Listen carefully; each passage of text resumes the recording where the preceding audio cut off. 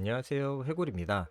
오늘은 지난 영상에 이어서 크리스 범스테드의 운동 영상에 대해서 이야기해 보려고 합니다. 먼저 오늘은 하체 운동입니다. 이전에 크리스 범스테드가 공개했던 하체 루틴에는 대퇴사두의 훈련 시 백스쿼트, 바벨 런지, 머신 스쿼트, 시티드 레그 익스텐션과 같은 방식으로 진행하거나 머신 핵 스쿼트, 워킹 덤벨 런지, 레그 프레스, 레그 익스텐션, 시티드 카프레이즈와 같은 방식을 선택적으로 진행한다고 했습니다.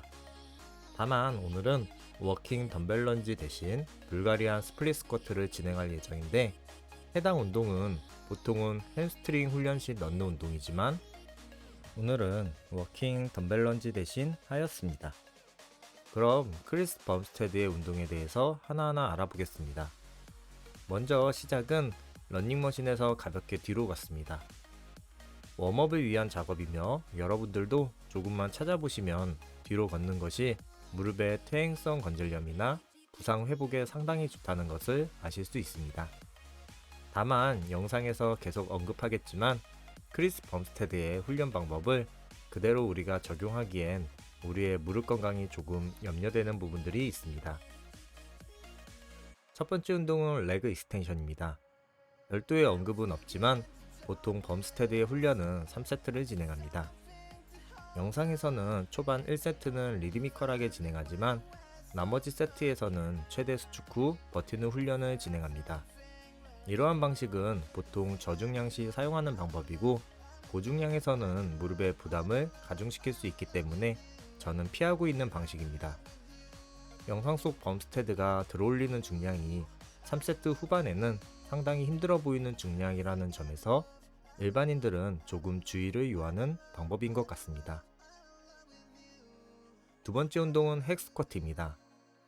초반 워밍업과 저중량에서는 무릎 보호대를 없이 진행합니다. 후반에는 무릎 보호대도 착용하고 발의 위치도 이전 영상에서 보여주었던 위치보다 조금 더 뒤로 위치해서 대퇴사두의 자극을 극대화하고 있습니다. 범스테드도 같은 부분을 이야기하고 있지만 발의 간격을 넓게 위치해서 상당히 깊이 않는 모습을 보입니다.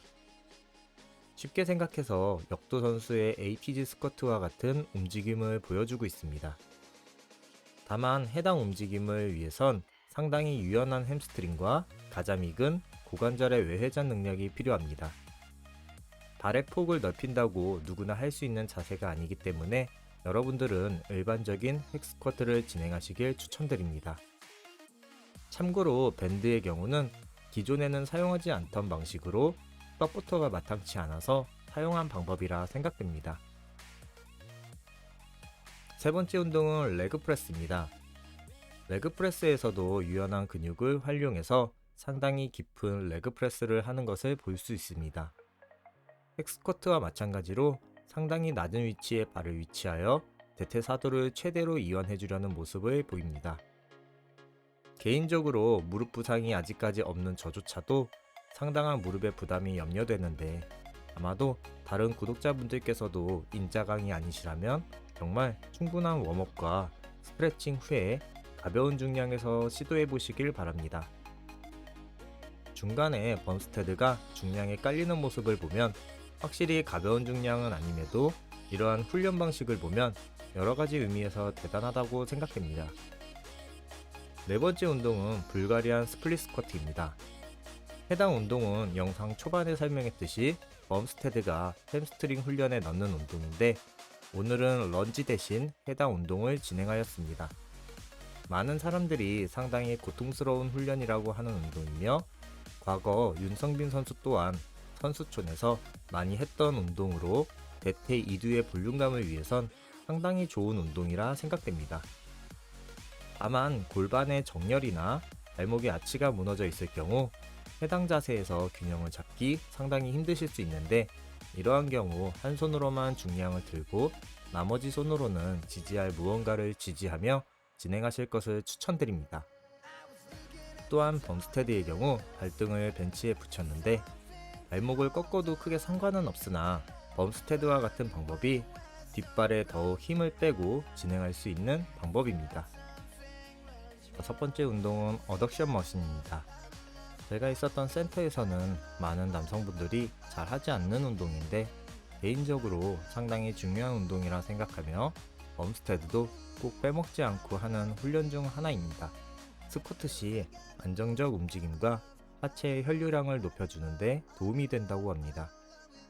마지막은 시티드 카프레이즈입니다.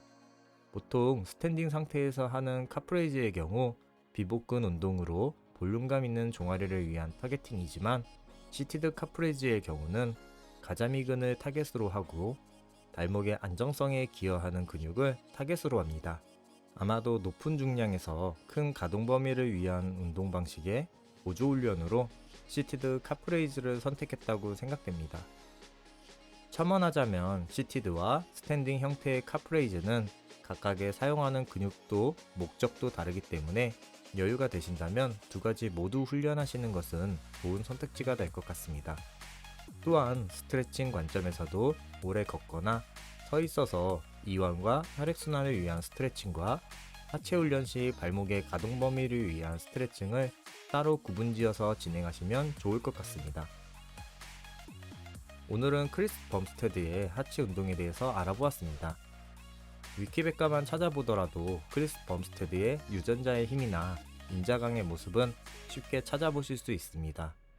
그래서 여러분들께서 범스테드의 훈련 루틴을 따라하시고 싶다면 운동 전 웜업과 스트레칭에 많은 시간을 투자하시길 바라며 처음부터 에이티즈 스쿼트에 가까운 가동 범위를 사용하시기보단 점차 가동 범위를 늘려가며 안전하게 훈련하시길 바랍니다. 오늘 영상 만족하셨다면 구독과 좋아요 부탁드립니다. 고맙습니다.